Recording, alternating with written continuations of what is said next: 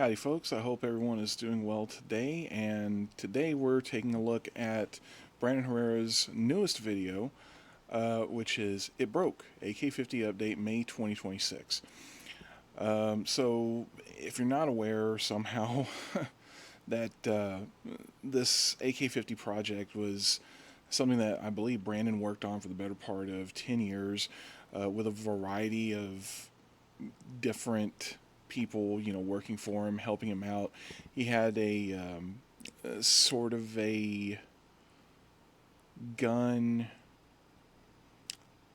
I'm not sure how you describe it. He called it Brass Valley. It was basically a bunch of gun nerds with various skills wanting to get in on the project, but it was basically like a two-way, street kind of thing. He was learning a lot from them, and they were learning a lot from his expertise as a firearms manufacturer. And it's only been maybe a year or two that he actually completed the AK-50. I want to say it was like either 2024, sorry, or 2025 is when he finally put the finishing touches on it and actually got it to the V3 state that we see it in here now.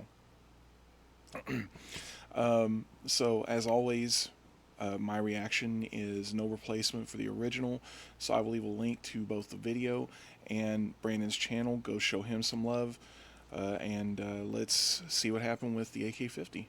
This is the AK-50, and we broke it, but we fixed it. Yeah, the AK-50 is kind of turned from the pet project of the channel, passion project, to being like the broke down Impala in your uncle's front yard that you just occasionally fix shit on when you remember it exists. Nah, but for real. Yeah, I mean it's a sexy looking gun, and one of the things I remember him talking about in one of his videos, where he was discussing the logistical challenges of scaling up the AK platform to 50 BMG. It is a significant challenge. 50 BMG is a very, very hot round, and so certain parts of the weapon had to be, of course, larger to, number one, to accommodate the larger round. Number two, you had to have a certain barrel length to get the kind of accuracy you're looking for in a weapon like this. Number three, you have to make sure that the gas adjustment, the adjustments on the gas block are correct and accurate.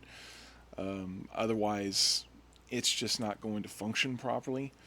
And yeah, it probably took him, I want to say, at least 6 years, maybe 7 years, just to get to a point where it would cycle, because the initial challenges were just trying to get it to a point where it would fire to begin with.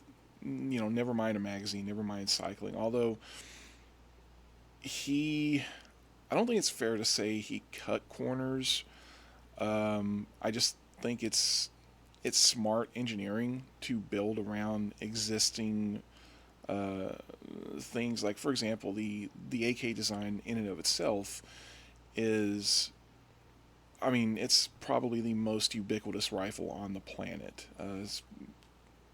Maybe ARs are number two. So he took a lot of design principles from other AK platform weapons. Like, if I remember correctly, the gas piston is hinged, which a lot of the AK style light machine guns will have that, so that way you can actually more easily get the bolt carrier and gas piston out in one piece. While we really did, in my opinion, my very humble opinion, knock it out of the park with the AK-50 V3, there's always little tweaks and improvements and things that, while you got it 90% of the way there, you probably should fix certain things, or stuff you didn't realize was a problem at the time. I'll explain. So there's a few design improvements that we made on the AK-50. It still doesn't have a safety, because that's irrelevant. You don't want to destroy something, you probably shouldn't point a loaded 50 cal at it. There's three big design improvements that we have made on the AK-50 since you've last seen it. One of them was due to necessity. The other ones were just good ideas. Most notable. Yeah, that's just kind of. I mean, that's normal in any design process. You go from concept to like an actual mock-up of what it is you're trying to build, and then from there you go to the actual working prototype. And as you continue to test on that prototype, you're using it literally as a test bed. And little problems that you didn't anticipate in the design process will start cropping up, and then you have to come up with creative solutions for those. Honestly, I think I heard him saying before that this gun is never going to be a production gun, which makes me very sad. I mean, I'm sure it would be like probably like a $10,000 rifle, because 50 BMG and AK, and it's not as simple a weapon as, well, for example, the 50 BMG, which is basically a bolt and bolt carrier, a spring, and then what allows the action to cycle between the power of the round itself is that it has a reciprocating barrel. Well, that's not really something you can do with an AK, so there are, of course, design challenges to work around with that.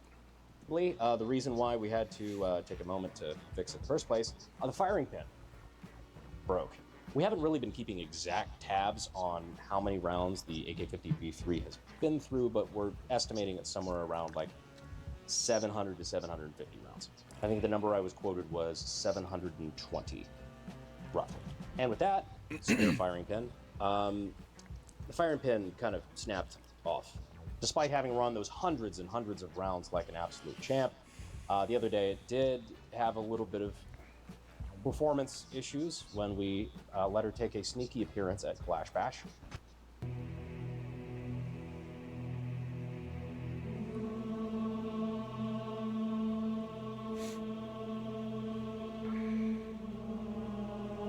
Apologies for the commercial. Fire in the hole! It's just a little shy. Give me a second. Yeah, and Kalash Bash, I believe, is the it's a once annual sort of celebration of the AK platform, if I'm not mistaken. I don't know a whole lot about it, but I do know it's an annual thing. It happens. 1 in 3 men. Yeah, honestly, it's kind of a fucking miracle that it didn't happen sooner. The shim being involved was kind of a, I don't know what you would say, an artifact of certain machining not going right. But the fact that the gun still ran as good as it did in the meantime is definitely a testament to the platform. So explaining that a little bit, there are 2 important dimensions. Well, there's actually a fuckload of important dimensions. On this axis, there are 2 important dimensions when it comes to the firing pin. Firing pin protrusion, which is the amount that the firing pin sticks out of the bolt to punch the primer and make the gun go boom. And then there's firing pin retraction, which is, turtle goes back into the shell.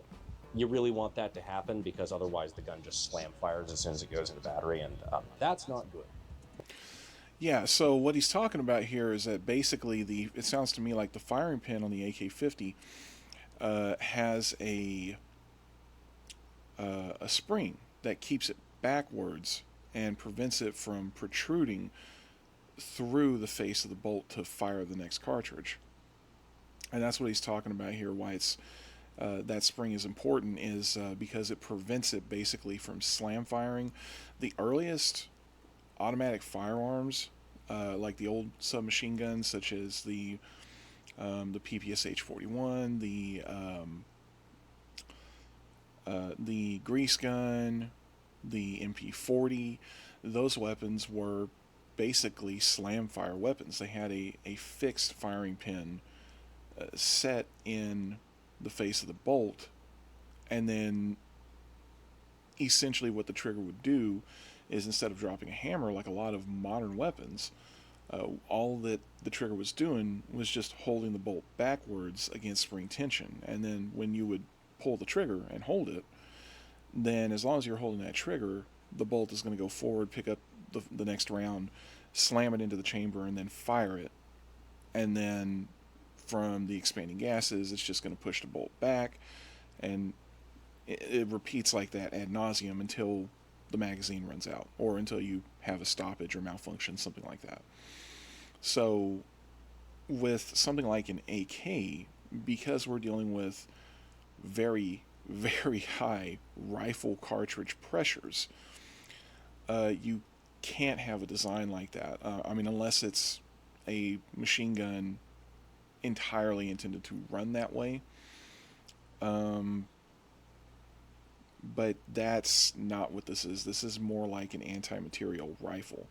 So you want it to run semi-automatically, and you want it to only go off when you pull the trigger to release the hammer to drop. And you need that spring to help keep the firing pin from protruding through the face of the bolt when you don't want it to. But there was a slight miscalculation when drilling the initial bolt stem, which required a shim to kind of band-aid fix that for the time being. It worked for a while, but a while is not forever. So while we had the opportunity, we went back to the drawing board a little bit and came up with a new firing pin design entirely. This one being in 2 pieces. And in order for me to show you that, I have to disassemble the gun, which is where we get brought over to our second design improvement, the disassembly or takedown lever, or whatever it is we decide to call it. So initially, I'm sure he's probably going to get into this, but I remember this being more like a pin with some kind of ring that he would have to hold down in order to remove the back. Let's see if I can pick it up. This piece right here, like this whole piece right here, along with the scope up here. You hold this down, and then there's something else that I think you have to do to remove it, and then this whole piece here just comes off the top of the rifle, essentially. Initially, the way I wanted to do it was just kind of like a, I don't know, say like a key ring sort of thing, where you just pull down. There's a little tab that, locks in your dust cover, for disassembly, making sure that this is retained. That was a really cool idea on paper and in the computer. It turns out the amount of force required to actually pull that, you just pull through the fucking key ring. We basically realized it didn't work immediately. Yeah, it's so a very we had stout to spring. take like a punch or some shit like that, screwdriver, put it through the hole that the key ring would have been in and pulled down on it. That was basically how you've seen us take this gun apart. But now we've got a more permanent solution to that. A final... Anyway, so what basically looks a little bit like a trigger guard, we basically just pull this down, and so this allows this to swing out, and then we can disassemble the gun. Like so. Yeah, that's still pretty stiff. Also, I do want to point out, I believe he mentioned in a previous video about the AK-50 that top cover with most modern AKs, they don't typically do a top mounted or a rail mounted on the dust cover, just because it's kind of flimsy with most AKs. But then again, this is a beefier gun, and I think what he's done to help it hold zero, as you noticed, it doesn't just come off. It takes a little bit of pressure to get that dust cover to slide backwards and off.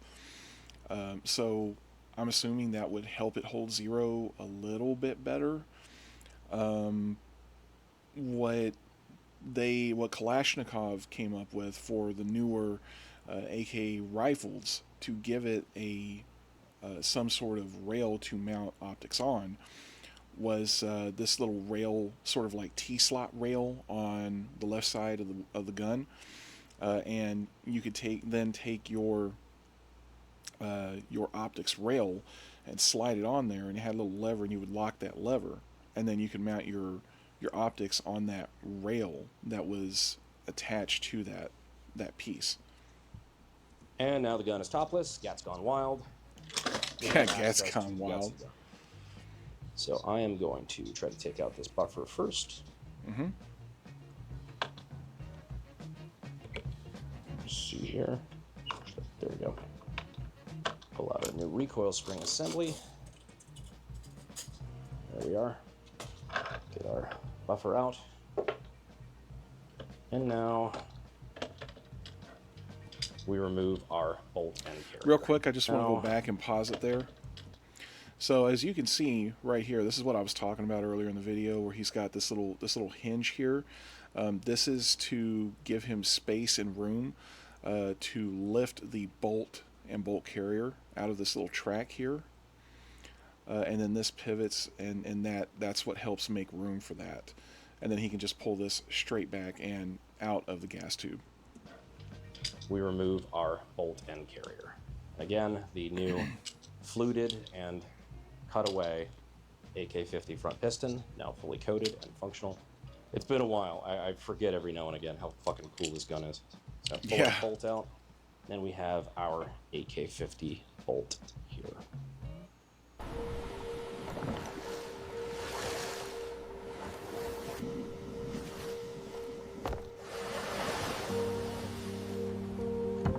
Apologies for the commercial, folks.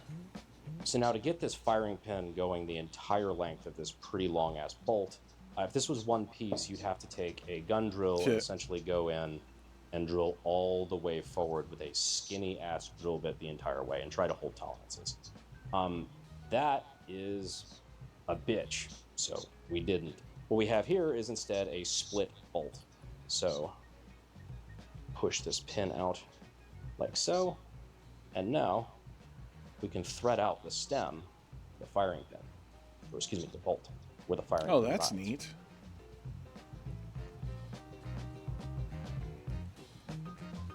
And he didn't know.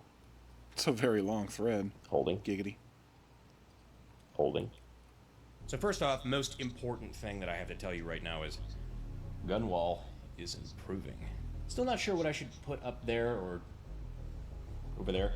Let me know if you guys have some suggestions. But it's no secret, over the past couple of years, I've been buying precious metals like gold, silver. Today we're gonna talk about titanium. We're not just buying it, looking at the company that's actually producing it. Titanium's become one of the most critical and yet most constrained materials when it comes to the global supply chain. The problem is that there's a limited amount of high quality deposits in the earth, and a lot of those deposits aren't exactly in friendly places at the moment. It's one of the reasons why Trump recently signed an executive order declaring it imperative to national security that America start working on domestic mineral production. It's like titanium's used in the F-35, our naval destroyer, some of our radar equipment. But right now, yeah, fun fact about titanium, a lot of titanium was used in the construction of the SR-71 Blackbird, obviously in the early 70s. Well, I think it was in development mid to late 60s, thereabouts. But it first became obviously fielded in 1971. And this was at pretty much the height of the Cold War. And a lot of excuse me, a lot of the titanium we were using at the time came from the Soviet Union. That's obviously a problem because we were not trading partners with the Soviet Union. So what we did was we just had, I don't know which government agency. I'd have to imagine it was probably one of the probably something the federal government actually did, where they set up shell companies to purchase bulk amounts of titanium from the Soviet Union. So we literally purchased all the titanium we needed to build the SR-71 Blackbird fleet. And they had absolutely no clue, and it's one of the best historical trolls I've ever heard of. But yeah, titanium is a very valuable resource because of the fact that it's lighter weight, but also extremely durable. The Blackbird, for example, I believe was capable of traveling at Mach 3 in basically what amounts to low Earth orbit, meaning still technically within the atmosphere, but just barely. The thing was practically a spaceship. It was insane. China controls over 60% of global supply. That's where Saga Metals come in. It's currently trading in the US under SAG-MF, and in Canada it's just Saga.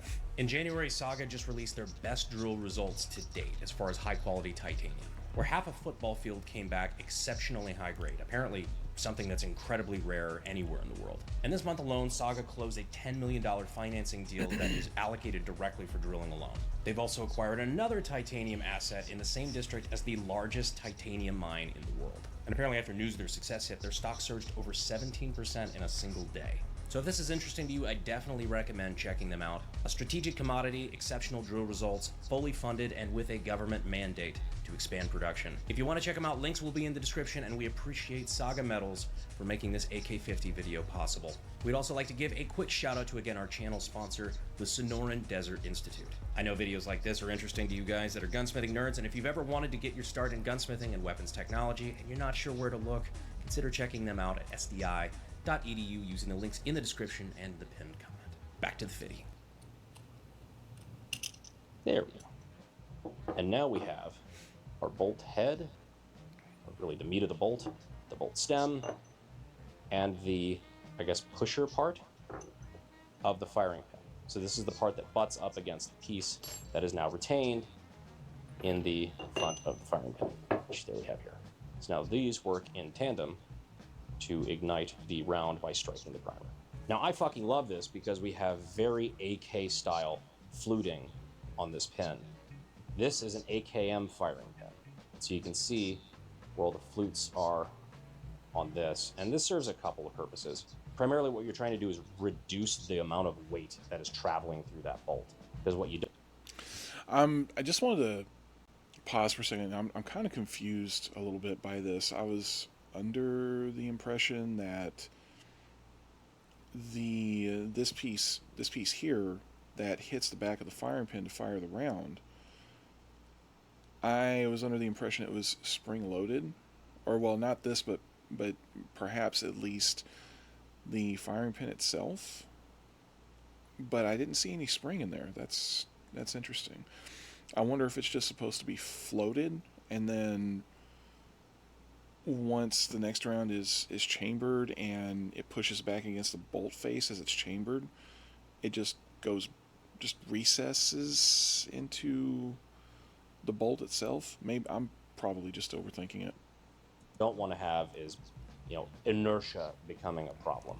Right. You don't want the pin to bounce forward when you're going into battery because, as mentioned before, that is a bit of an issue.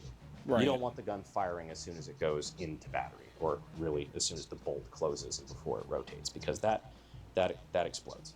The gun explodes. Not good. Oh, not good. Apologies for the commercial. So taking as much weight as we could out of that as possible, the boys actually built a really cool jig, which I'm going to have Zach explain, because Stolen Valor, I don't know how this works really, but he does.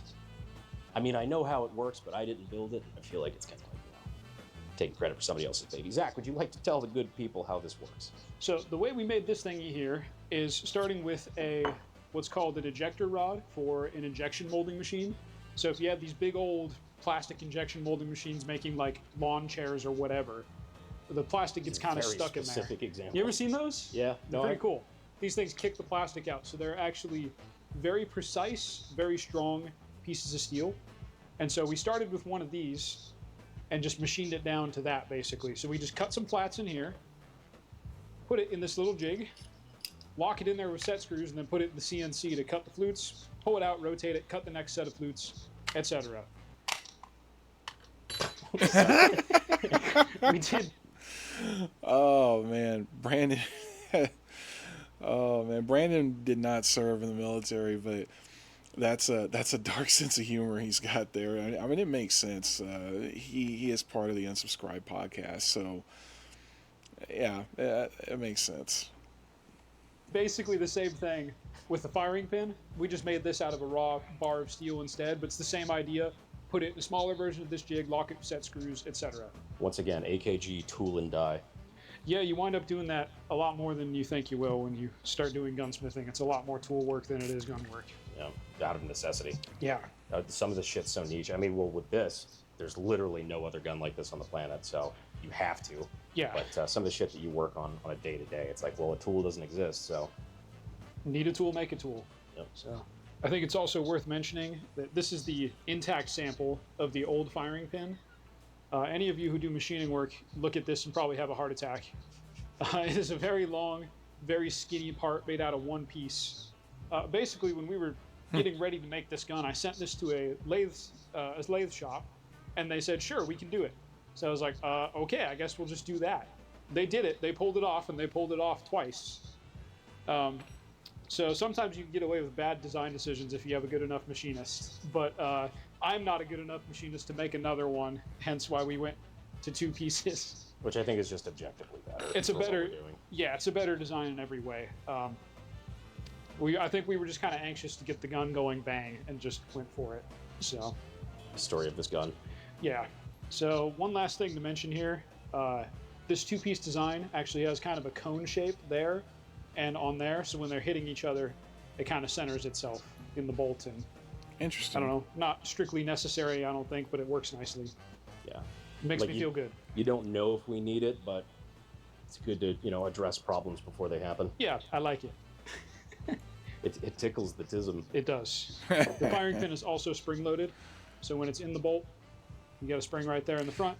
And since So that's what I was thinking of there. It's the firing pin itself that's spring-loaded.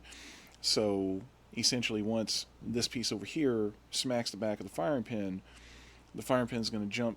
The little tip here is going to jump through the face of the bolt, strike the primer, set off the round, and then as soon as that's done, that spring is going to come back. It's going to push the firing pin backwards, and then basically reset this piece here as well. And then it would be the hammer that smacks the back of this piece here. these two are working together, they're always sitting on each other, and the spring works for both of them. Which I really do love, because that harkens back to some AK stuff, because a lot of the newer, like the AK-100 series, I think 100 series, or like some of the Arsenal stuff. The Arsenals, yeah. Had the spring-loaded firing pin, again, because you're trying to not make inertia a problem. Yeah. But also just even the ball there, the ball tip, that it looks like the back end of some of those milled Arsenal firing pins. Or just everything looks very AK. Or the Galil, yeah. I think part of that is because we do a lot of work with autistic AKs, and so there's only so many shapes floating around in our heads. What else do we got? Oh yeah, the blowout hole. It's a fantastic name. We also added a hole right here behind the locking lugs on the bolt, and this is kind of an emergency feature in case for whatever reason you have the firing pin hits the primer a little too deep, a little too hard, bad primer, whatever, and the primer vents. The primer is exposed to the chamber of the casing, so it's getting the full pressure of firing.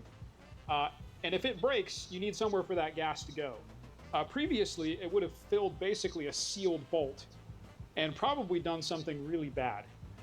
So we added this hole here, and the flutes on the firing pin extend into that hole so that if it pierces a primer, while this is locked in there, it's going to come out that hole and then come out this hole in the top of the front trunnion. And the flutes basically allow it to vent to that hole. Yeah. So this is basically a safety feature to prevent like the case itself from rupturing, or to prevent any sort of catastrophic malfunction. So that's a good thing. That's an important safety feature. And I do believe a lot of 50 cals have some sort of overpressure feature like this. Just guide it right there so that the pressure has somewhere to go. It can get out of the gun instead of pressurizing and doing terrible things. I've seen a pierced primer on an AKM before shoot the firing pin out the back of the bolt carrier so hard that when it hit the rear trunnion, it bent into a banana shape, and it blew the dust cover off from the pressure vent and everything. Holy shit. So pierced primers are nothing to screw around with. Damn. Especially on a 50. Yeah. That's the one thing that we always have to be concerned about, is like any problem that would be a catastrophic malfunction. Like I've had AKs blow up on me. Like it sounds a little blasé. It's not that big a deal. 50 BMG's an artillery piece. Like it's literally an anti-aircraft gun that we shrank down and allowed somebody to shoulder fire. Yeah. So you want to be careful with this shit. Yeah, no, he's not lying there. I recently did one of Kentucky Ballistics videos. I'm sure you guys have probably seen, what was it, about 4-ish years ago? I think it's been about 4 years ago now, that his, I can't remember the manufacturer of that rifle. Anyway, it was one that he had fired quite a lot.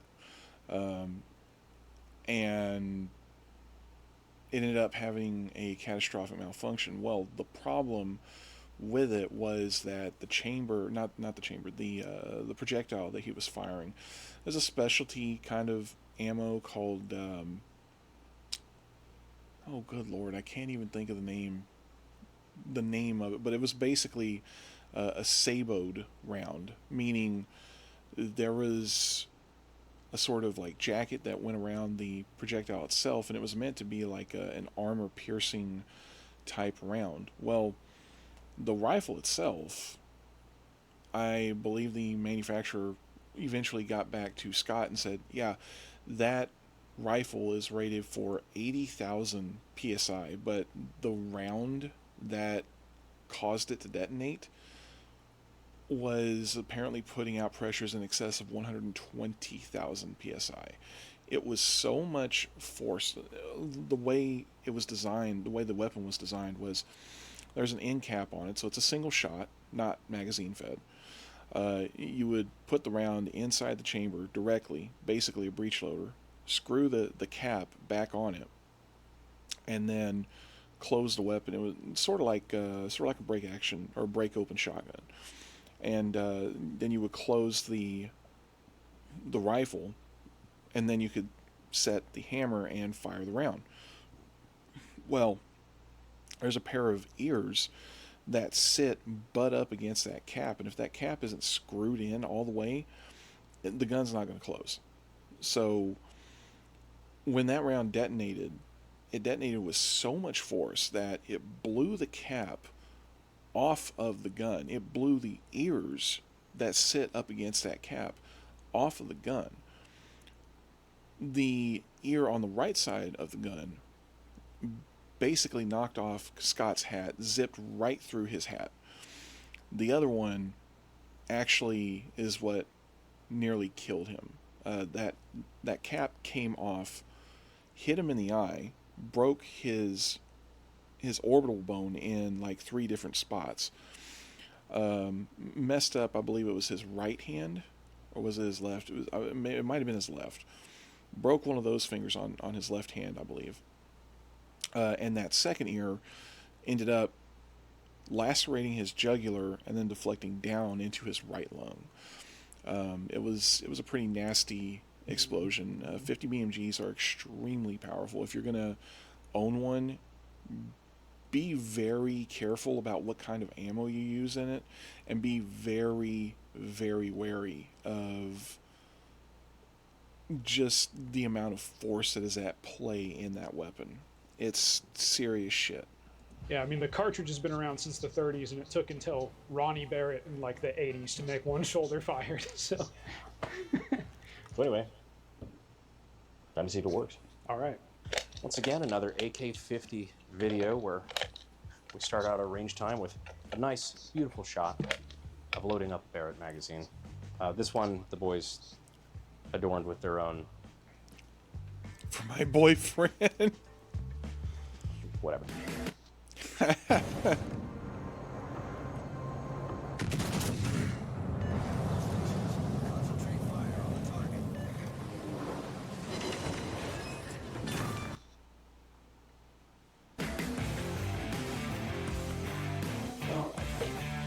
Let's see how So well something this that was pointed repair out to me works. that's probably a pretty good safety-conscious thing is that we actually have no guarantee right now that this thing is not going to just slam fire, because the mass on the firing pin is now slightly, bigger. So we're just going to take it down to 1 round for now, just in case. So if something bad happens, it only happens once. I love being the guinea pig. It's great. I'm a little surprised he's not I should going to also fire it probably from a shoot string. bro. Loading the round. Hey. Nice. don't even know what to call this. AK-50 V3 firing pin V2 test fire. Firing, 3, 2, 1. No problem. Well, it works. Now let's try a couple. Good. Probably Lord. just load 2 for now, just to see on the return. Yeah. All right, I'm gonna try to aim for that. The shockwave on that is insane. I think he was saying in a previous video that the muzzle brake here they ended up having to change because it was so much like the ports. There were ports in the top on the old one, and the amount of gas that was coming out of the top of those ports was so strong that it was actually you couldn't really fire it from the shoulder, at least not while standing. And I mean, it's not made for that, but what was happening was the amount of pressure coming straight up out of this muzzle brake here was actually pushing the muzzle down. So it was too effective at mitigating recoil. Car fucking hit the rim. Firing. 3, 2, 1.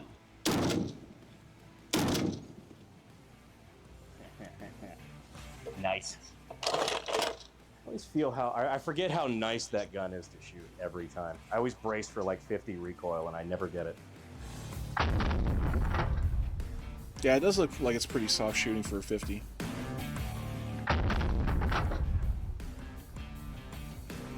Way less primer flow. Nice. Yeah, we increased the size. Size Yeah. does matter. So the fitment of the pin in the hole Size is does slightly matter. tighter, and we have slightly less retraction when it gets under pressure and gets pushed back. So the primer flow is way lesser. It looks a lot better. Nice. Yeah, it's not raised like they were before. Yeah, it's not flowing into the hole. Squire, fetch my 50. Ow.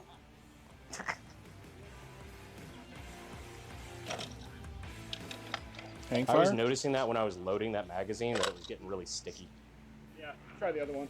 If I could see that real quick. The mag or the... Yeah, just the mag. Yeah. So what's happening is the magazine, it's not going fully level. So when I just took that round out, the nose of that bullet is still beneath the top of the magazine. So if you push forward on it, it still gets sticky. We So, had magazine problems last time we were at it, too. well, at least now we got a cute little sticker to mark which one's having the issue. Yeah.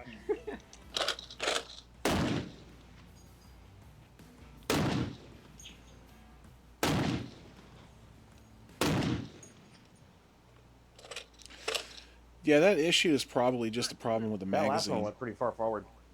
The ejection path is not super clear on this particular design, so even though they're all coming out with a lot of energy, they kind of hit different things on the way out. Yeah, Hey, they make it out, though. that's the important bit. We're not reloading this brass. It's as if 1,000 thuds cried out in terror and was suddenly silent. Bro, can you roll me the brass?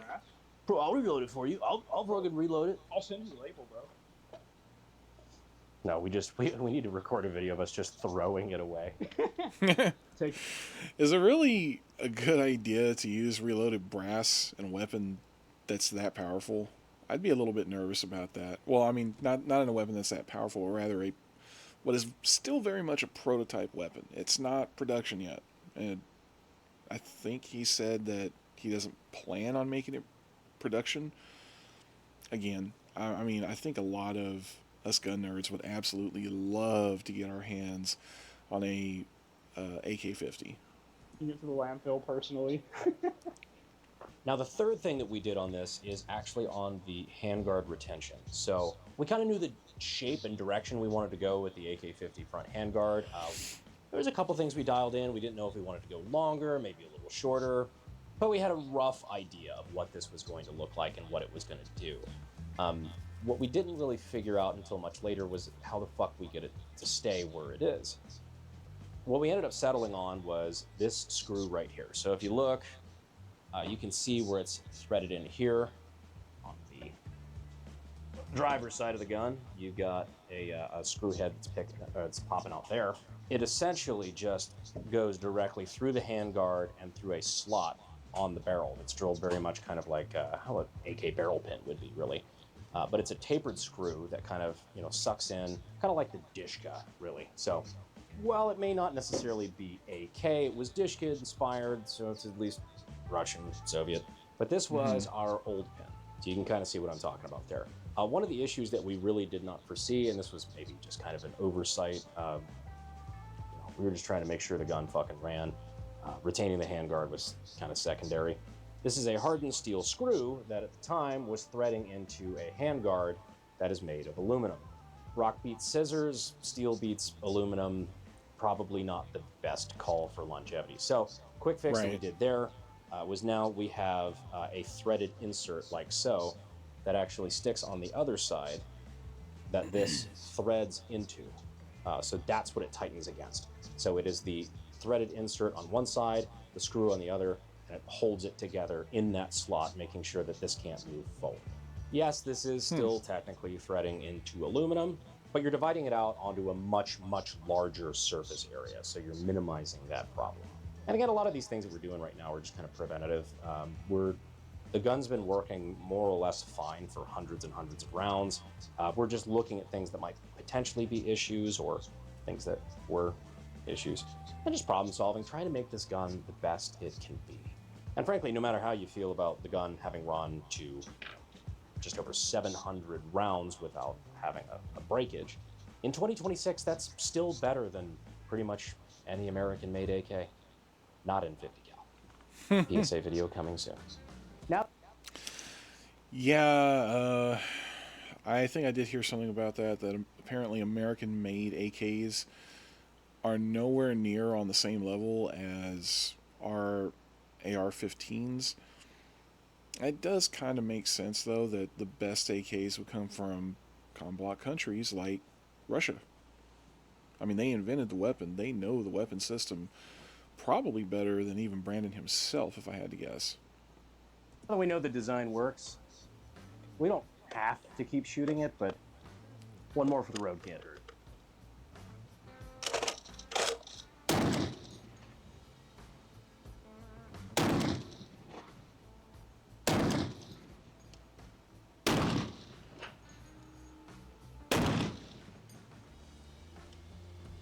Looks beautiful. The nice polished firing pin with the brass transferred onto it. Yeah. That's a good look. Yeah, that's pretty cool. Sexy.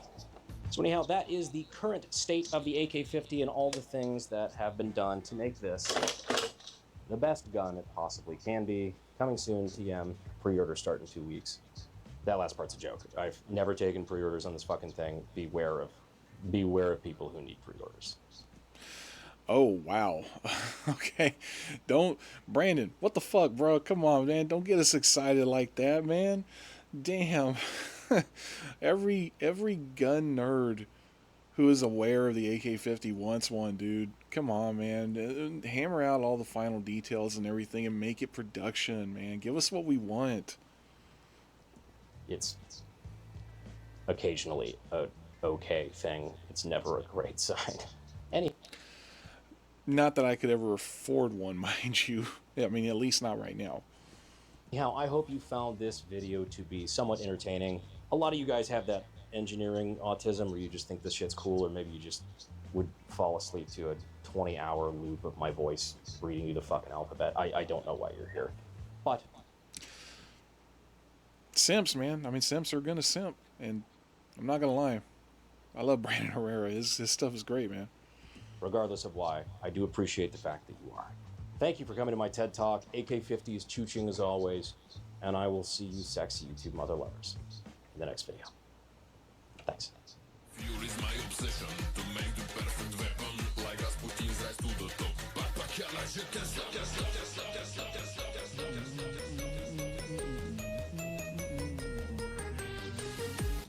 Imagine.